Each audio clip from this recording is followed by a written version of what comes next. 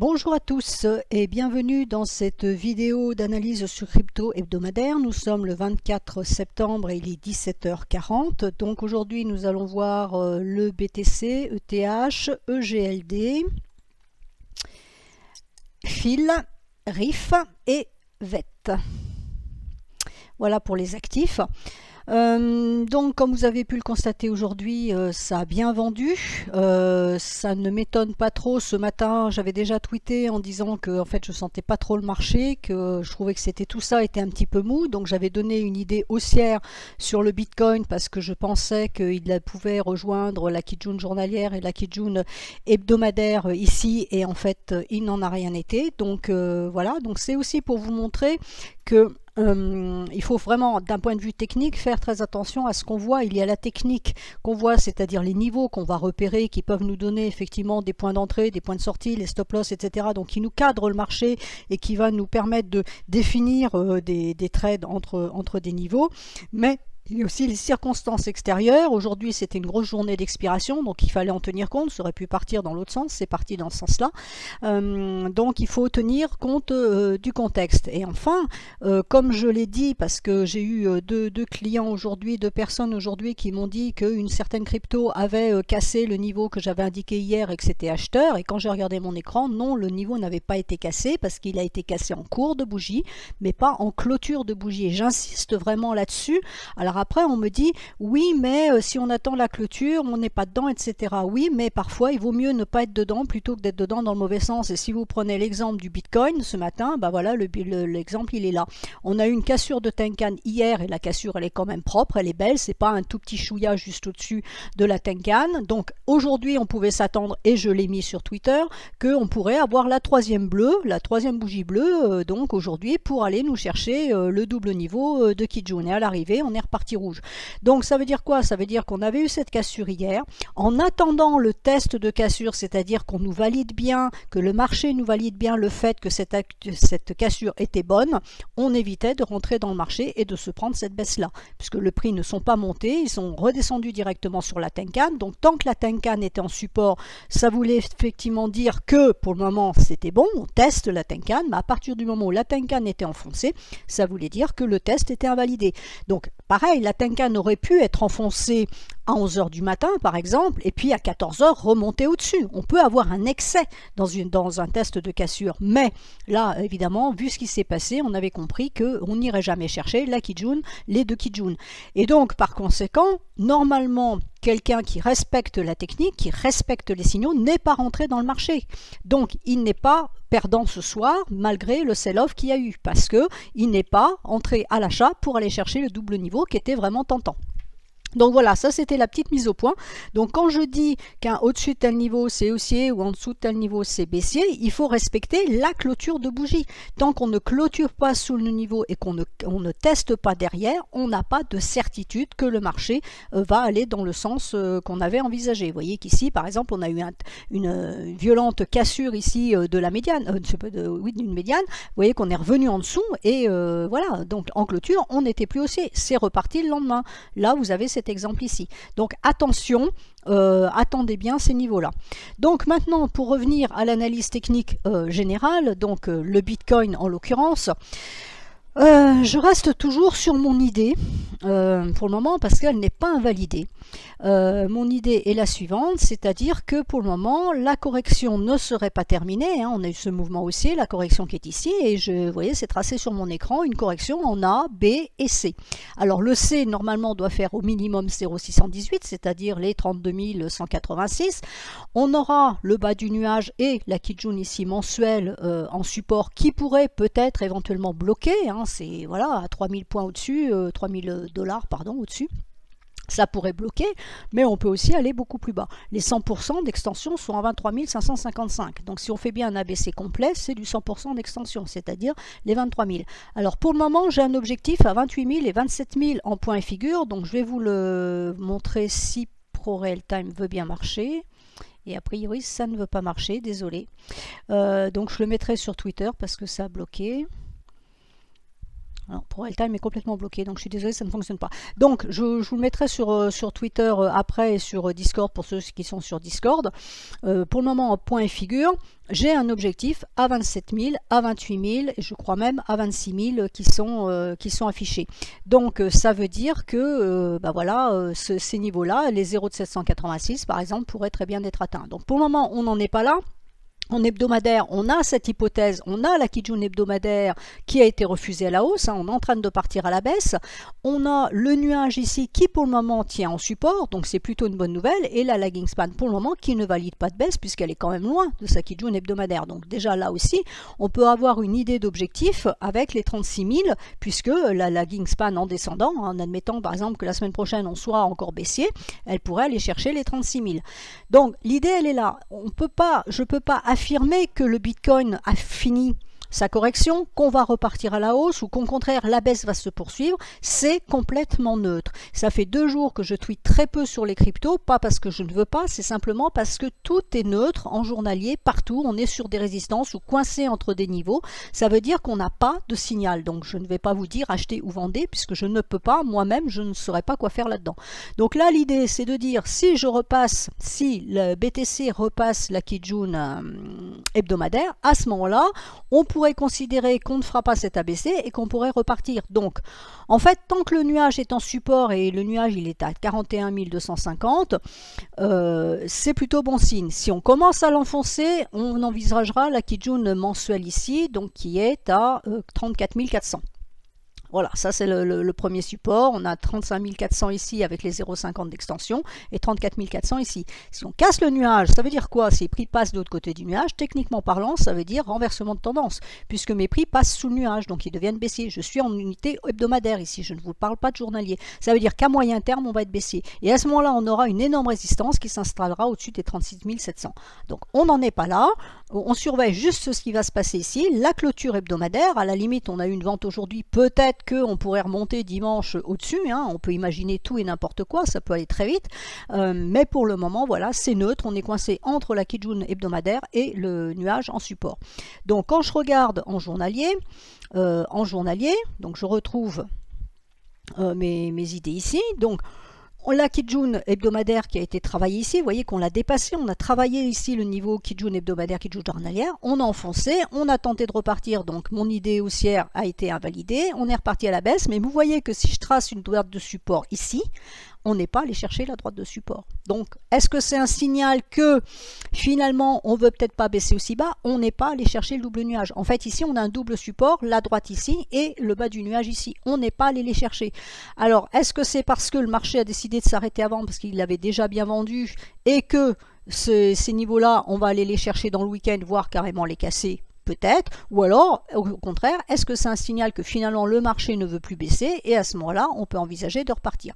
Donc là, sur cette idée longue, je vous ai montré en hebdomadaire de A, B, voire C pour aller chercher 0,618, voire plus bas, on a un petit peu le même phénomène ici à plus court terme, qui est ici, je vais vous le montrer. Donc on a ça, A, B et C. Et vous voyez que là, le C, donc, qui a déjà été atteint ici, avait quasi atteint les 100%, on était ouvert autour des 0,786, là on est retourné les chercher, donc on est en train de travailler ce niveau. Est-ce que ça va suffire à dire ok, ça la correction ici est terminée et on repart? C'est aussi une possibilité. Donc vous allez me dire ça ne vous sert pas à grand chose ce que je vous dis. Oui, parce qu'on est vraiment dans un cas de neutralité. Vous voyez qu'ici on est dans le nuage. Quand on est dans le nuage, c'est une zone d'équilibre, c'est une zone de neutralité. Donc on ne peut pas dire ça va monter ou ça va baisser. On ne peut que surveiller des niveaux. Je surveille ma double résistance, Kijun journalière, Kijun hebdomadaire pour voir si ça passe. Si ça passe, à ce moment-là, on ira chercher les derniers points hauts, voire plus. Par contre, si là, les prix venaient à tester déjà la droite de tendance de support plus le bas du nuage, à ce moment-là, la probabilité baissière serait renforcée pour aller chercher éventuellement soit les 0,5%, les 0,50 ici, soit la Kijun mensuelle à ce niveau-là. Donc voilà, je vous mettrai donc le graphique point et figure et les explications comment comprendre les points et figures sur mon site et je vous mettrai tous ces liens-là sur Twitter. Je vais le faire après cette vidéo. Donc vous aurez tout, vous pourrez voir le graphique qui sera du coup actualisé. Donc voilà ce qu'on pouvait dire sur le Bitcoin. Maintenant, ETH, on est un peu aussi dans la même configuration. Hein. Vous voyez que si je me mets en hebdomadaire, alors ETH pourrait faire un ABC, mais ETH a une petite formule différente, une configuration différente, en sens où là, on a une probabilité de double top. Donc ce double top n'était pas activé tant qu'on ne cassait pas la Kijun, et là, on est en train de casser la Kijun. Donc là, ça va vraiment être le niveau à surveiller pour le week-end, hein, 2990. Est-ce que ce niveau-là va tenir en support? C'est-à-dire, est-ce que dimanche, on repasse au-dessus et dans ce cas-là, on aura fait une correction en 3 bougies et on peut envisager à nouveau de la hausse, ou au contraire, est-ce qu'on enfonce vraiment et qu'on va clôturer vraiment plus bas, et auquel cas, bah non, on aura bien un signal vendeur qui validera donc le double top. Et à ce moment-là, eh ben, pour l'objectif premier, c'est la Kijun mensuelle qui est à 2245 à la louche. Hein. Donc là, on peut descendre la semaine prochaine, on peut descendre chercher ce niveau-là. Vous voyez que la lagging span, elle peut descendre, elle n'a aucun problème. Donc là, si jamais ce niveau de Kijun est vraiment cassé et validé en fin de semaine, à ce moment-là, le niveau suivant pourrait être celui-ci. Donc si je regarde en journalier à plus court terme, je retrouve ici ma Kijun hebdomadaire donc qui est en train d'être cassée. Mais on est dans le nuage, donc toujours la même réflexion, on est dans une zone d'équilibre, il faut sortir du nuage, et vous voyez que si on sort du nuage, effectivement, on aura la Kijun mensuelle ici. Alors la lagging span, elle avait donné un signal vendeur ici en cassant les doubles Kijun, ça a avorté, elle est remontée et elle a buté, c'est ça qui ne me plaisait pas trop. Elle a buté sur la Tenkan et elle avait de toutes petites bougies ici. Donc ça, en principe, c'est une résistance qui est plutôt faible. Hein, et c'est plus facile de passer à travers des petites bougies qu'à travers des grosses bougies comme ça. Et donc là, eh ben non, c'est pas passé. On est reparti à la baisse. Et là, à nouveau, ça casse les deux Kijun. Alors, on a malgré tout un support intermédiaire pour le moment qui se situe ici. Vous voyez, je prends le plat de Kijun hebdomadaire qui est là. Donc là, pour le moment, c'est ce niveau qui est en train de tenir. Est-ce que ça va suffire à renvoyer les prix? Je ne sais pas. Mais pour le moment, disons que pour la journée, là, ça tient. Alors, on a pareil une droite de support ici, hein, donc qui a été quasi atteinte. Voilà, on a la même schématique que sur le Bitcoin. Si on casse déjà ce niveau-là, ça veut dire que la probabilité qu'on ait cassé ça est forte. On aura le bas du nuage ici en support à 2550 et puis voilà la Kijun mensuelle à 2245. Bon, à contrario, effectivement, si on arrive à remonter, alors, vous voyez qu'en daily, la remontée est un petit peu difficile, on va dire, parce qu'on a une résistance ici à, je vais y arriver, à 2900, allez, on va dire 2970. On a la Kijun, donc cette Kijun hebdomadaire, le plat de Kijun hebdomadaire, le haut du nuage ici, la Tenkan ici à 3170 et la Kijun journalière à 3335, plus le niveau ici majeur à 3530. Donc vous voyez qu'ici on est vraiment dans une situation très très neutre, très très compliquée. Donc mon conseil est de ne pas y toucher pour l'instant, tant qu'on ne sait pas si cette correction est terminée ou pas. Vous voyez que là, même, je peux renforcer ma Kijun, la résistance ici, par une droite ici. Alors oui, c'est mettre beaucoup de bâtons dans les roues, mais c'est un fait, c'est comme ça. On est dans une situation de neutralité. Le marché, pour le moment, est neutre. Il ne sait pas s'il veut monter ou s'il veut baisser. Si lui ne sait pas, c'est pas nous qui allons savoir. Donc il faut respecter les informations techniques qu'on a. Pour le moment, on a un signal vendeur ici, mais un support qui est ici, qui tient pour l'instant puisqu'on est en train de remonter. Si on repartait à la baisse, on a une droite en support, on a le bas du nuage et un objectif majeur qui est ici. Ensuite, EGLD. Alors, EGLD en journalier, c'est un peu moins moche, on va dire, que les deux autres, en sens où on a la Kijun ici journalière qui tient. Donc à court terme, ça reste haussier. La Kijun hebdomadaire, on est venu la tester le 21 septembre. Ça a renvoyé les prix avec ici cassure. On a fait la troisième bougie bleue. Peut-être que ceci n'est que vraiment que le test de cassure et ça peut repartir. Donc c'est le niveau qu'il va falloir surveiller. Et ce niveau, il est à 218,37 qui correspond en même temps à 382 d'extension Fibo. Donc c'est un niveau qui est intéressant. Maintenant, on est d'accord que ici on fait des points hauts de plus en plus bas, ce qui est significatif d'une tendance baissière. Donc à court terme, nous sommes bien dans une baisse. Seule la cassure de ce niveau-là pourra nous dire que dans un premier temps, peut-être que la baisse est terminée. Elle ne sera vraiment définitivement terminée que lorsqu'on aura cassé le dernier point haut, puisqu'on fera un point haut plus haut. Donc pour le moment, cet actif est neutre puisqu'on est coincé entre cette droite baissière et la Kijun. Plutôt positif tant qu'on reste au-dessus de la Kijun, ça deviendra vraiment négatif si effectivement dans le week-end on cassait cette Kijun. À ce moment-là, il faudrait envisager de retourner chercher la Kijun hebdomadaire, donc à 179,150. Voilà, GLD, c'est à peu près tout ce qu'on peut dire. Ensuite, nous avons fil USDT. Alors, fil USDT en journalier, aujourd'hui, c'est parti fort. Vous voyez que pour le moment, c'est la SSB qui fait support. La Tenkan est descendue et a bloqué les prix à la hausse. Donc là, on a une très belle schématique technique. Hein. On a une baisse ici. On a la Tenkan qui appuie. Là, vous voyez qu'on l'avait dépassée, on l'avait tenue et on est reparti en dessous. Là, elle tient, elle a bloqué les prix. Donc, on va dire que ce matin, il fallait avoir une certaine prudence sur cet actif, en sens où j'avais bien une bougie bleue. La bougie d'hier était quand même pas très convaincante et ce matin, on avait la Tenkan qui était descendue et qui pouvait bloquer les prix à la hausse. C'est ce qui s'est passé. Les prix ont été bloqués. Dans le même temps, de l'autre côté, vous avez la lagging span qui a été bloquée par les prix et la Tenkan, donc il y avait vraiment de la résistance. Maintenant, la résistance, c'est pas dire qu'on vend aussi massivement, mais ça voulait dire que la probabilité haussière n'était pas là. À l'arrivée, c'est fortement parti à la baisse. Donc ça, c'est la conclusion qu'on a a posteriori. Évidemment, on ne pouvait pas le deviner ce matin. Ça pouvait seulement dire qu'il fallait être prudent sur cet actif si on avait envie de l'acheter, si on considérait que cette bougie était haussière, etc. Il fallait quand même être prudent. Donc, maintenant, qu'en est-il? Nous sommes sur la SSB. Pour le moment, la SSB tient en support. C'est le niveau qu'il va falloir surveiller à 61,38. Si on l'enfonce, il y a de la baisse. Alors, je vous invite à la prudence, d'autant que ici, vous avez un twist, c'est-à-dire que, alors il y a 1, 2, 3 bougies, hein, donc dans 2-3 jours, vous voyez que là, la lagging span peut passer, donc on peut très bien descendre, chercher ce niveau-là, ça yoyote sur 1 ou 2 bougies avant de passer à côté, voire ça peut passer un peu avant si le marché a vraiment envie de baisser plus profondément, mais voilà, ici on a une faiblesse, c'est à noter. La lagging span valide bien la baisse puisqu'elle a cassé la Kijun, donc on est bien baissier, pour le moment on est sur support. Donc on a un support ici avec la SSB là, et ensuite un autre support ici avec la SSB qui est ici, donc vous voyez qui est juste avant le twist, donc c'est intéressant.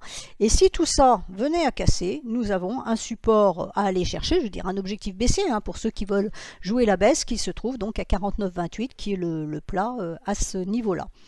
Maintenant, on peut envisager que ces mouvements baissiers d'aujourd'hui étaient dus aux expirations d'options et que demain, justement, les supports tenants, on puisse revoir à nouveau de la hausse. Mais on restera prudent puisqu'on est dans le nuage, donc on reste toujours en circonstance, on va dire, d'incertitude. Hein. Donc on peut effectivement avoir la hausse. Donc ceux qui font de l'intraday, ils pourront toujours acheter le support, effectivement, puis remonter chercher le haut du nuage, par exemple, hein, ou la lagging span qui remonterait chercher sa Kijun, parce que ça bloquera avant à 68,50. Pour les autres, non, pour le moment, on ne peut rien faire parce qu'on est vraiment dans l'incertitude complète.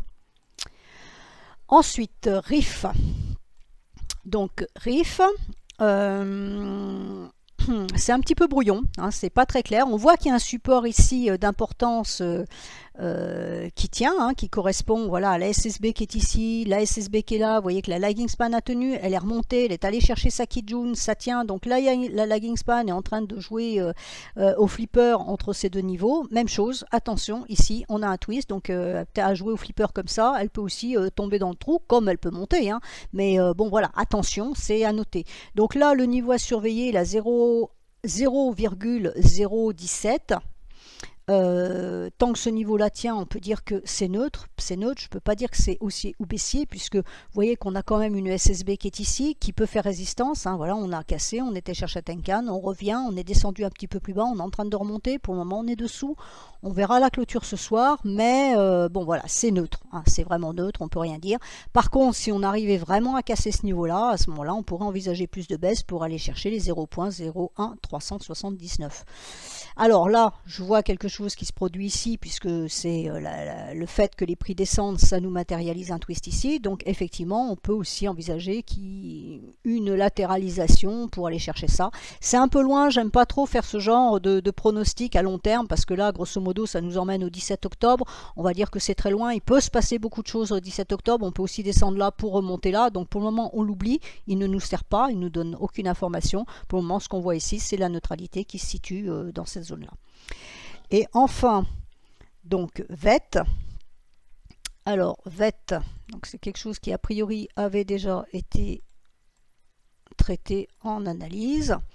Alors VET, On a cassé le nuage, donc on a bien donné un signal vendeur, hein, on passe de l'autre côté, donc techniquement parlant c'est baissier puisqu'on est de l'autre côté du nuage, on est revenu chercher la Tenkan et là on repart à la baisse, donc toujours la même chose, attention il y a un twist ici qui pourrait laisser passer la lagging span valide, hein, elle est baissière, elle casse la Kijun ici, donc c'est baissier, on a juste voilà, on a ce petit passage faible, donc on peut très bien genre ce week-end, voilà, s'il fait beau et que les traders préfèrent prendre l'air les derniers beaux jours du mois de septembre plutôt que d'être devant leur écran, il peut très bien ne rien se passer. Et puis lundi, on enfonce, hein, parce qu'il manque quoi? Ça bougie d'aujourd'hui, une, donc samedi, dimanche, voilà, lundi. Lundi, il y a le twist. Alors, soit on est reparti avant à la hausse, hein, voilà, c'est aussi une possibilité, soit effectivement on yoyote et on passe, ou alors on passe directement parce que le marché est vendeur, et dans ce cas-là, ben, les niveaux envisagés, c'est le dernier point bas. Hein. Alors, je suis en train de voir quelque chose tout en parlant. On a là quelque chose qu'on peut dessiner ici. Vous voyez, on a une droite de tendance qui se met là sur les points bas. Donc j'ai pris le point bas correctement ici, le point bas ici et le point bas ici. La lagging span est venue chercher ce niveau-là.